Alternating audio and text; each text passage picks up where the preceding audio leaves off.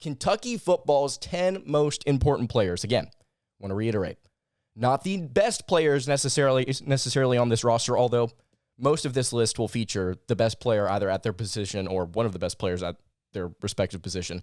It's the most important players, the ones that you can't necessarily do without, the ones that could potentially turn the tide in games where Kentucky needs to pick up a victory or could pull an upset. So we're going to work from number 10, and we're going to work our way all the way up to number 1. At number 10, I have Dane Key, freshman wide receiver. I believe Dane Key is going to be Kentucky's number 2 receiver. Statistically, I think he's going to be Kentucky's number 2 receiver. He is going to be very important to this offense because you look at the beginning of this season, these first 4 games, Chris Rodriguez, the running back, could potentially be out. If Kentucky is forced to throw the football a little bit more than they're accustomed to, they're going to be in some in-game live situations with a very inexperienced receiving corps. That includes Tayvion Robinson, by the way. And I say that just for the first 3 or 4 games of the season. Tayvion Robinson is going to carry a load, and we'll get to him later on in the list. But I think that if I'm scouting the Wildcats, I'm putting extra emphasis on covering Tayvion Robinson, especially if I'm Florida in that Week 2 matchup, and I'm making Will Levis connect with other inexperienced receivers. And I'm hounding them. I'm throwing them into the fire. If I'm Florida, I'm being very physical in that game. So I think Dane Key is going to need to step up, not just in the first 4 games of the season, by the way, even though it will be particularly important for him during that stretch, depending on how long Chris Rodriguez is out. But I think for the entire season, just finding some consistency with another target outside of Tayvion Robinson will be important. There's another target actually on this list that I want to get to later on. At number 9, I have Jalen Geiger, the strong safety for the Wildcats. Look, somebody in this defensive back end has to step up. And I'm not calling for 5, 6, 7 interceptions. I'm just calling for players to step up and create some turnovers or create a little havoc. Okay? The secondary was not terrible last season, but it was slightly underneath average in the SEC. I want to see that improve. I think there's enough players in this room to believe that it can. And one of the most important things is creating some turnovers. Kentucky was really, really bad at creating turnovers last year. If they can have someone step up like Geiger, get a couple of interceptions, make a couple of explosive plays, I think it's going to be really important in some really, really tight games. I'm looking at Ole Miss, South Carolina, Tennessee, Georgia, Florida. You've got to be able to have somebody on your back end step up, not just also as a player that creates turnovers, but somebody that communicates well. That's something that's, I think, lost in the fold sometimes whenever you're breaking down individual matchups, is looking at a secondary and asking the question, okay, how are these guys going to respond to this opposing team's passing attack, not just from a schematic standpoint, from a communication standpoint? Whenever they understand, okay, something's going wrong early in the game, are they going to be able to communicate, talk it out, and work it out? And the coaches are also at the same time going to be able to give them some adjustments if they've not already figured them out. I think Jalen Geiger, strong safety, back end, is going to be important. One of the most important players on this team. At number 8, I have Jordan Dingle, the tight end. He's gotten a lot of praise from the coaching staff. Kentucky needs viable pass catchers. I don't necessarily think he's going to be up there in terms of statistical production, but we've heard so much out of him during camp. I've heard that he's made his way up to the top of this tight end room, and he's probably going to make some noise. So I'm excited about him, not just as a pass catcher, but as a blocker. He's very, very versatile. I've seen several sites classify him as a Swiss Army knife. I believe Vince Morrow was the one that gave him that label. But yeah, Jordan Dingle at number 8. Going to try and move along here relatively quickly so we're not sitting here for 3.5 hours talking about these 10 players. At number 7, I have whoever plays at left tackle. That may be David Wallabaugh. I believe that's who's going to be starting at left tackle, Wally there, or Keontae Goodwin. I think those are the two that you're looking at. If it's Wally, he has to be able to produce. This offensive line, because of the couple of injuries that they've had so far during fall camp, we don't know if Kenneth Horsey is going to be able to go, if he's 100% right now, and you've got some concerns there. You have to be able to execute in the positions where you do have healthy players. Left tackle, obviously one of the most important, if not the most important position on the offensive line outside of center. At number 7, I have Jacquez Jones, linebacker. He was Kentucky's second most productive linebacker this season, and he's going to need to be important again. This linebacker core as a whole is going to be very vital to this defense for a couple of reasons. Number 1, I think turnovers are going to be very important for the Wildcats this season. We're talking right now about the Wildcats potentially winning 10 games or having an outside shot at the SEC East title. You have to be able to get some lucky plays or some breaks or some turnovers. And Kentucky's most experienced unit on the defensive side of the ball is the linebacker room. They have to be able to get production out of those guys. Jacquez Jones also has to be a little bit more productive, I think, rushing the passer. I don't know if Kentucky's necessarily going to ask him to do that, but it's something that I would like to see out of him was whenever he gets those opportunities, he executes.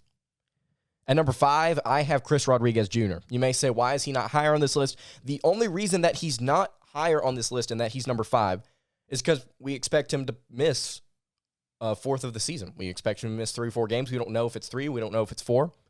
We're going to have to find that out here soon.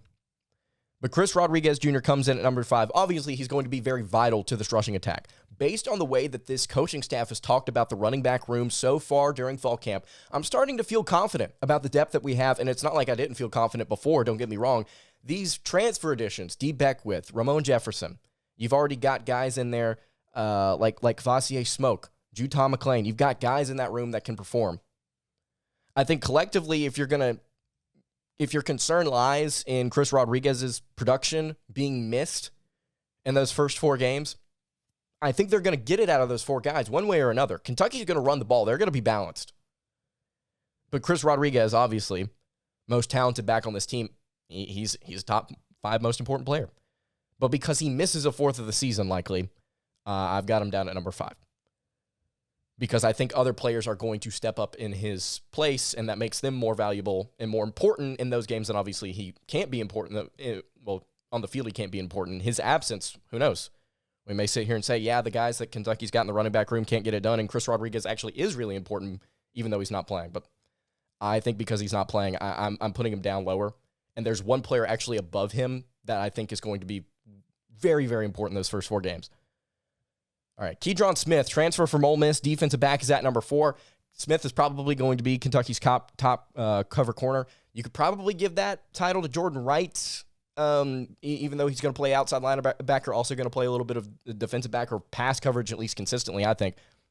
And I guess you wouldn't say Jordan Wright is Kentucky's top cover corner, but he's probably one of Kentucky's better pass coverage defenders, I guess is a better way to put it.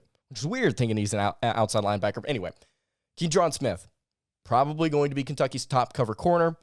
There's going to be a lot of different things asked out of this kid, especially considering, I hate to say this, I don't like the depth in the secondary, and it's probably my biggest area of concern outside of the receiver room heading into this season. You're going to need the guys on your top end to step up, and they need to be able to make plays and make plays consistently. Again, to go back to what I was saying earlier, turnovers, I think, are going to be very important, or at least getting stops, getting deflections, getting some pressure, not on the ball, but like out of this defensive back end here. You've got to be able to find something a little bit more than average. You've got to be able to find something. Keydron Smith, I think he's going to be very important to this team. Not necessarily locking down the opposition's number 1 receiver, but definitely being there. Number 3, Tayvion Robinson, wide receiver. I think that he's going to carry a load in the passing game. Not much as much as Wan'Dale Robinson. Don't get me wrong. I don't think that he's going to be as productive as Wan'Dale Robinson was. I don't think that he's on the level that Robinson was, but we may see. I think he's still going to carry a load, though. Reason being, less because of how talented he is, which he is very talented, but more because of the experience that he brings to this unit. Obviously, it's a new scheme for him, but I think he slots in more comfortably than any of these other receivers on roster. I think he's just going to, it's not necessarily plug and play, but it's plug and play. We talked about it earlier. Those first 4 games of the season, most important one being Florida. If Chris Rodriguez is not playing, which doesn't look like he's going to, and Kentucky's running attack struggles, the point of emphasis, I think, for this offense will be Will Levis to Tayvion Robinson, finding him in spots where you need to find him. And I think Florida knows that, and I think they're going to try and put a stop to that But I still think Tayvion's got to be able to step up, and I think it's going to be really important, his connection with Will Levis, not just early in the season, but for the entire year. And again, I think Dane Key, I think Jordan Dingle, I think there are other players in this offense, DeMarcus Harris.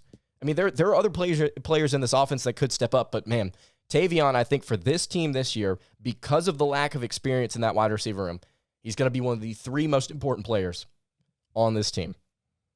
All right, quickly here. Number 2, DeAndre Square, Kentucky's most productive linebacker, only by a tackle, but he also had 3 sacks. I believe he had an interception. You're going to need production out of that linebacker room. You're not necessarily going to ask these guys to have 100 tackles, but you're going to need them to play well. It's the most experienced. It's the best unit on this defense. They're going to be really, really important. They were important last year in crucial moments. DeAndre Square is going to be huge for the Wildcats this year alongside Jacquez Jones. And then at number 1, Will Levis, the quarterback. This makes sense. We don't really have to argue about this. He's going to be carrying the load. Now, statistically, whether or not he improves over what he did last season, I think that's the question you have to ask here. Don't know if he's going to. Like to see the first couple of games to really get a grasp on that. But Will Levis is at number 1. He's the most important player on this team. He's the most important player on this team. If you disagree, if you think I've left a player off, probably so. Carrington Valentine, I'm sure we could probably name a couple other linebackers, somebody on the defensive line, maybe getting some pressure. I'm sure there are players out there that y'all would like to say are one of the 10 most important. You can leave them in the YouTube comments, or you can hit me on the socials again, at LockEdOnUK on Twitter.